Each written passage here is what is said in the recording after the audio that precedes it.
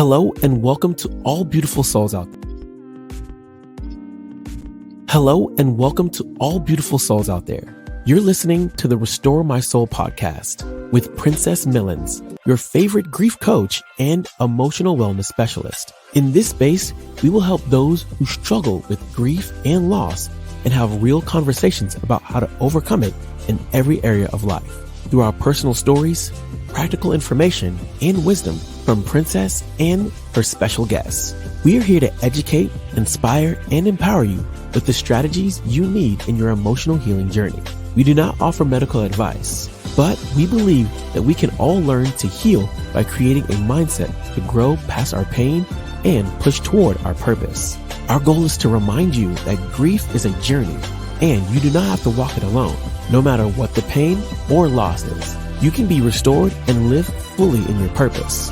So let's push through the pain together as we share our stories of resilience, one episode at a time.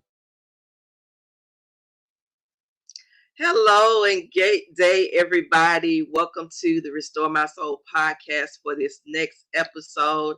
I am so excited and so glad that you're here and you're tuned in to listen to what we have to offer today. I am your host, Princess Millens, your favorite grief and emotional wellness specialist. And you know what we do here.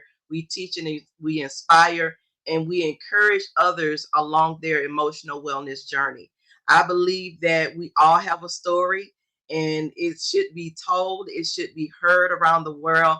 And that's what we do here today. We have such an amazing guest today. I am so excited that we have Julie DeLucca-Collins in the building today. And she is a highly sought after speaker. And she's a business coach and a life strategist and an author. And she is dedicated really to empowering entrepreneurs and individuals to build and grow successful businesses.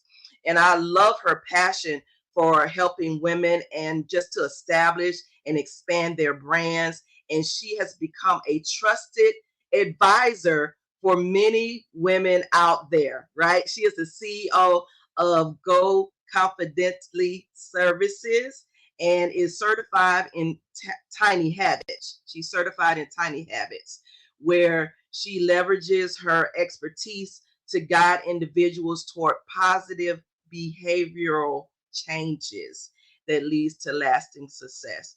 And she has captivated so many audiences around the world with her talk. She's been featured on so many platforms like ABC, NBC, Fox. She is an upcoming and a prominent, I will go ahead and say that, TEDx speaker on the TEDx stage in TEDx MellenStreet that is scheduled very, very soon. She serves as a member of the Governor's Council for Women and Girls in Connecticut, I believe. And Julie influences, it extends into all the airwaves. She hosts a radio show called Confident You, and it's a top-rated global radio network, right? And she's inspiring, like I do, and educating listeners. And when she's not on those airways, she's recording episodes on her own podcast, Casa DeConfidence, okay, where she hosts alongside of her hashtag hot handsome husband, okay? So I want to welcome to the show today, Miss Julie DeLucca-Collins. Thank you so much for being here. I'm so excited for our conversation today. Princess, I am so honored to be here as a part of your show. Thank you so much for having me. I am, just in awe of the work that you're doing and how you're inspiring individuals and really helping them in their journey. Absolutely, absolutely. I know that we're going to do that today together, and we're just going to dive into the conversation. I know that you are a business and a life strategist, life coach, and a business coach as well. I see the word confidence in a lot of what you do, right? You're a part of your podcast is they confident, what is Casa it? DeConfidence. That's it. I keep getting tongue twisted with that. No, you're Right. fine. And even in your business, right? Go confidently with Julie in their services, right? And so I see that word confidence. Can you just explain where did that come from? Why are you focused really on that word to empower women in their journey? Thank you so much for asking. The word confidence is something that has been part of my life for a long time. I consider myself that I'm an outgoing extrovert, firstborn. So, being a little gregarious has always been part of my life. There was a time in which I did lose a little bit of my confidence. And that was really because I lacked belonging. And I felt that I was the odd man out. And this is something that I think happens to many of us when we begin to second guess who we are, our abilities to do something. And as I started to find the evidence that I was capable, that I belong, that I mattered, right? I started to stack up those little wins and evidences. And the more that we show up, whether we feel the confidence or not, the more that we're building the confidence. Confidence is something that helps us build our motivation to show up. When we show up, we learn. And when we learn, we continue to grow in that confidence. My dad shared a quote with me in high school. It's go confidently in the direction of your dreams. Live the life you have imagined. And that is a quote by Henry David Thoreau.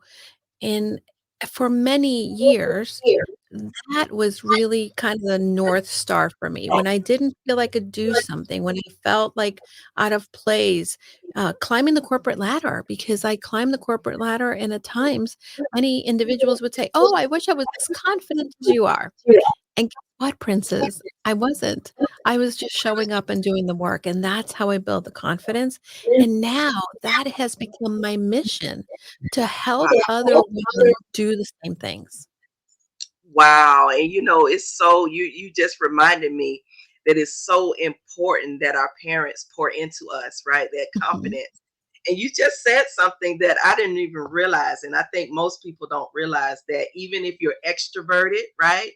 We always categorize and I think stereotype the extroverts as being the ones with always all the confidence and all of that kind of stuff. Well, that might be true, but nobody talks about that struggle even with extroverts. Now, I know me as being an extroverted person, introverted. I think maybe I'm ambivert. I don't know, but I've learned to Maybe. have some extroverted tendencies because of what I do and who I serve. But I think I know I'm an introvert at heart. And so if there is nobody to pour into you like your dad did, right? Mm, I think our confidence goes somewhere. I yeah. think as children, we are even more confident. We're a little bit more bolder because, children, we don't know any better. We don't know all of those struggles that we pick up along the way in life. And so, what do you think? What happens to our confidence along the way? What happens, even if you grow up in a household where, like you did, where confidence was instilled in you, right? Even the ones that don't grow up in that type of household, right? What happens to our confidence along the way? What do you think? Thank you so much for asking this. This is an excellent question because I want to normalize for the Mm, extroverts, the introverts, and the ones in between. Feeling that you are not confident, that you don't have what it takes is very normal. This is what our brain is programmed to do. We have a little part of our brain called the reticular activator. And mm, that reticular activator is the one that is programmed to keep us alive. When our ancestors had these tigers chasing them, the reticular activator would say, danger, danger. Now, we don't have tigers in 2023, but we right. do have circumstances that throw us out of our comfort zone. And for instance, if you are a beginner at anything, you're not going to feel confident in doing so. Oh, For wow. instance, I want to highlight women in particular. There's a study, I believe, from, I want to say it's Harvard University, and don't quote me on that, but it's been quoted in several different places. I know that in the book Lean In by Sheryl Sandberg, she talks about this, how if there is a job posting and the woman only fits maybe 60 to 80% of it, she won't apply for the job. Whereas a man will apply for the job even if they don't, or I rather, if the woman can be at 100% meeting the job requirements, but not feel confident enough to apply. And the thing is, I wanna remind all of us that our brain will say, "Who are you to do that thing? Look at that person. They're so much better than you." We compare in despair. And when we allow that background noise to be the voice that it's running, we're gonna take a step back. We're not gonna put ourselves out there. The biggest thing that we can do is really become aware that that is normal and normalize it for all of us because Princess, when I don't feel confident and I didn't feel confident for many years, I would go down the spiral of feeling bad and shameful and inadequate. But the Yeah. biggest thing that we can do to stop that pattern is to say, "Oh, I hear you voice. You're telling me I can't do it. But I'm Yeah. going to try," right? Because the trying part is the one that creates the evidence that we're becoming better at it. Absolutely. That is so good. And you said compare in the despair. That's a t-shirt, Julie. That's a t-shirt. That's a But t-shirt you're indeed. right. You're right. Comparison, I always say comparison is the thief of joy. Yes. So as we compare and we look at people, and this happens every day, Mhm, especially in business, right? Even when we see people that are doing similar things than we are doing, mhm. um, it's like we have this invisible measuring stick Yeah. all the time. And I don't know if that's like gender related. I don't know if it's is mostly women or not, but I know for me, there's something that I really had to deal with early on, and still in some ways now dealing with the area of confidence in being able to even walk out there and do things that I've never done before. And you're so Mm. right. Sometimes that we haven't done a thing before, and then that voice comes. I love the author, Dr. Carolyn Leaf, Mm. and she's brought a lot of things out as far as what you were talking about, the neuroscience behind um, what happens in the brain when certain things happen, when pain happens, when fear happens, and all of this, right? And it was nail on what you said about the thinking behind Yeah. what we do, our thinking and our negative thinking and our negative self-talk, right, can be our demise. So I want to ask Absolutely. you this question, is that what are some things, if we have people out there that are still struggling some way with confidence, because sometimes confidence don't look like, or the lack thereof don't look like the lack of confidence, if that makes sense. Sometimes people put on a good face, but they really are not confident. Can you explain maybe some ways that the lack of confidence shows up in us? Yeah, absolutely. What does You that know, look like? so the comparison game is really one of the things that first happens. Mm, The lack of confidence, right? And for many individuals, and by the way, it's okay if you don't feel confident because I want to reiterate that it's really um we cannot drive our actions by the feelings that we have. yeah. And ultimately your actions are driven by your feelings. So let me unpack this. If I have a thought that says, "I am terrible," My business bestie is doing the same thing, and she's signing up all the clients, and she's got all the money, and it's got the perfect life. And then I start to measure my gifts, my calling, my mission to hers, I am always going to come up short. That Mm. thought that I don't measure up is going to then create that feeling of inadequacy within me. That Oh, wow. feeling of inadequacy within me is going to create an action. The action is going to be, I'm going to go and climb into bed and have some ice cream and Netflix and chill because I don't want to work my business. Why would I? This person is awesome. I'm not, right? So when we're driving, right, our results from the negative emotions that we're allowing ourselves to feel because of the thoughts we are having, right? Then we're always going to get that result that we're not moving forward. So now how do we create that confidence? Yeah. If I say, you know what? I have a vision of what Julie is going to be. Julie is going to impact the lives of thousands of women in the next couple of years. They're going to build businesses that are going to give them the financial freedom, that are going to help them with time management, that are going to allow them to make an impact. And I know, and I start to look at, okay, of course, my first thought is like, who the heck do you think you are to think that you can do that, right? That's my brain. That's that reticular activator doing its job. Yeah. So then saying, "Oh, I'm thinking that. All right, well, I am going to try because I don't have to have 1,000 women today, but I can have the one person who perhaps is listening to the radio today and is thinking, "Oh, I've never heard this. I feel so much better," right?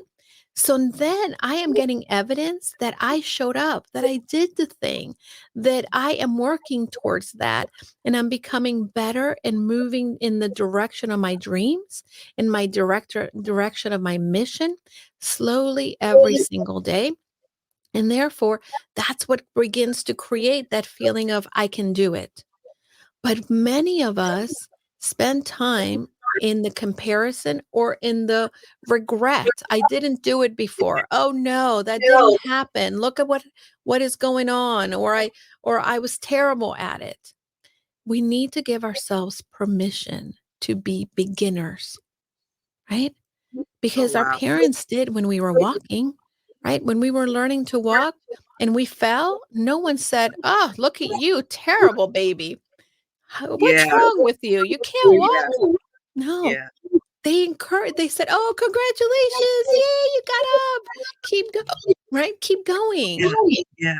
And that's what created that feeling of, "Okay, let me try again and let me get better at it. Try again, get better at it." Oh, yeah. That's so good. And that was a great analogy because you're right. Our parents, when we were first born and we get to do our first with them and they congratulate they celebrate us in Yeah. doing that, you know. But it was so powerful that you said that we have to give ourselves permission to be beginners, Mhm. permission to go out and do that thing that you have never done before, Absolutely. or just kind of put yourself out there. I think maybe sometimes um our subconscious, we don't want to be judged. We don't want to, the negative things. Our mind always go to the worst case scenario, Mhm. right? What if this thing don't work? What if how am I going to look to other people, right? Mhm. And so this thing in this area of confidence, it becomes just overwhelming. And most of what you just said and outlined, that was me to a T. That was me Mm. to a T. I would see somebody, I would just go in my corner and stop doing what I'm doing because I see them doing it so much better and all of that. But I know there's some work behind Yeah. getting that confidence and getting to that place where it's not confidence. I don't believe is the absence of fear. It's not necessarily an Mm-mm. absence of fear, but it's the empowerment that you give yourself to go and do it anyway, right? Yeah. And so In your experience, have you ever seen the lack of confidence as the opposite? In other words, you just said about how we just want to go and stop doing it. We want to just go and pull our head, the cover over our heads. Have you ever seen it in the opposite, where people start now doing too much? So Yeah. you see somebody else do something, and now you start trying to do everything to try to catch up with them. Have you ever seen that, I see that experience a that? lot. I see that a lot with the entrepreneurs that I work with. And, again, and I'd like to talk about how some of the things that we had when we were young actually started to create some of the sabotaging behaviors that we use every day. For instance, I am a person that I was always told, be a good girl, set an example, be a good student, be number one. And by the way, that's not bad. Those are encouraging, high goal setting, but I became a high achiever, which in theory could be a good thing. But that high achiever is the one that at times will say, oh, you're not going to be perfect at it. So don't do it, girl. Don't do Yeah. it. You're going to fail. And it taught me, that high achiever taught me for a very long time, that failure was a bad thing. But failure is our friend, because Mm, when we fail and we fail fast, we learn the lesson that allows us to show up and do it again and learn from what we did wrong, do it right, and then feel like, oh, look at me, I got it, right? So that's the one thing that I see in a lot of places, that individuals are so afraid of the failure. I think that we also, and you alluded to this, Princess, I see a lot of individuals that also spend a lot of time thinking that they need to, oh, I don't want to do this because I don't know what people are going to think of me. Oh, I don't want to do this because my husband, my mother, my wife, my neighbor, the bus driver, they need yeah, me. They're the yeah, people pleasers, yeah. right? Those We have these behaviors and that are sabotaging us when we allow these things. And by the way, there's nothing wrong with being a person that loves to please people. Yeah. What is wrong is when it comes at a cost, at the price of your dreams. Yeah. When we allow that to have wings, as opposed to saying it, hey, I know that I love my family. And if I am working on my business, if I am working on my personal development, if I'm working toward my dreams, it doesn't make me a bad person, because I still love my family. I'm still there for them, but I can prioritize myself. How many people, and I wonder from your listeners, right? How many of you are putting yourself first? Mm, And we don't, because we feel that it's going to define us as, oh, selfish. It's going to define us as someone who is not there for others. And we also think that everybody is judging us. Oh, look at this person. Look at what they're doing. But the reality is that they're not even paying attention to us. Nine times out of 10, they're doing their own thing. And they don't even notice what we're doing. That because all of us like to listen to the "What is in it for me" radio station, right? yes. W Whiffam. I honestly, and by the way, it's funny because, my husband, he is one person that a lot of times he will be in the car and maybe we're at a gathering and he's like, "Oh, what do you think I said the wrong thing when I responded to that?" I'm like, I didn't even hear you say that. I don't even think that that's a concern for other people, right? But that's what really trips us up. And then we ruminate in these things. And when we ruminate, then we're really playing these things and don't allow us to have the clarity to move forward. So I want to empower people. Notice what you're thinking. Notice and then normalize it. By the way, even if you're thinking, oh, my girlfriend's so much better than I am, and look, she's got game and I don't. If that's what you're thinking, normalize it. I am telling myself this. And when you normalize it, then you're going to be able to create a next best step plan. Ooh, is it true? Maybe not, but I'm going to keep going. Revisit your dreams, revisit the vision of who you want to be, what you want to have, where you want to be. When you revisit that vision, it keeps you in the straight and narrow. It keeps you moving forward. And by the way, a lot of us think that moving forward, if I don't move 100 miles per minute, I am not good. But by the Oh, way, wow. if you're moving 1% better every day at the end of the year, you're going to be 365% better than before. So Absolutely. wouldn't you rather do that than go big, fail, and then give up? Because that's what happens.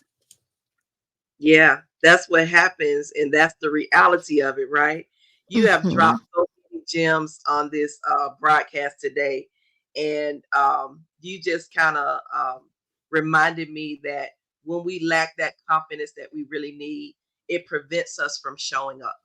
Yeah. and and we have to remember that somebody else is Mhm. waiting on us to get our stuff together. They're waiting on us. There are people that are waiting on us Yes. to walk in our purpose so that we can solve their problem, right? Everybody has 100%. a problem that needs to be, that they're looking for a solution. Mhm. And when we lack that confidence, it prevents us from showing up. So thank you Yes. so much today for giving us, for empowering us to Mm. continue to show up for our clients, show up for our family, show up for, the people that are called to us, because Yeah. this is a big um, thing that I think we don't talk enough about. And I'm so glad that you were here Mm. today to share about this thing called confidence, and how we can, some things that we can do to even strengthen that part of our life. Thank you so much, Julie, for You're being here. welcome. No, thank you for the ability to have a conversation that I feel so passionate about. And, if anybody just walks away with one nugget and they feel like, okay, I'm scared, but I'm going to do it anyway, right? Then that's really what this is all about. Absolutely, absolutely. And so before we leave here, I want you to just tell the people where to follow you on social media, how to get in contact with you if they want to learn more. Thank you so much. I am Julie DeLucca-Collins on all of the social media platforms. So if you Google Julie DeLucca-Collins, and DeLuca is two C's, you can find me also at goconfidentlycoaching.com. And that's the website.